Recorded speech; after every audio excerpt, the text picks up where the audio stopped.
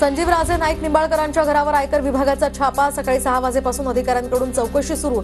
संजीव राजे नाईक हे रामराजे निंबाळकरांचे चुलत बंधू।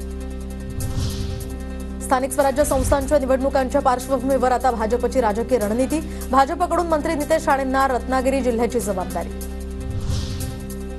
उपमुख्यमंत्री एकनाथ शिंदे 13 फेब्रुवारीला नाशिक दौऱ्यावर। महायुतीला मिळालेल्या यशाबद्दल शिंदे नागरिकांचे आभार मानणार।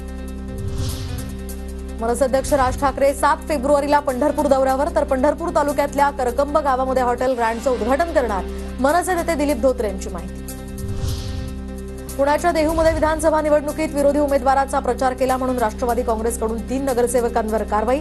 निवडणुकीच्या वेळी 3 नगरसेवकांकडून सुनील शेळकेंविरोधात प्रचार। पक्षाच्या बैठकीत कारवाईचा हा ठराव मंजूर।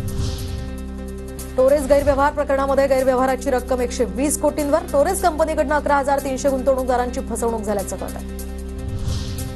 साखरेच्या दरात क्विंटल मागे 100 रुपयांची वाढ, तर उत्पादनामध्ये घट झाल्यामुळे किरकोळ आणि घाऊक बाजारात सुद्धा वाढ झाल्याची माहिती।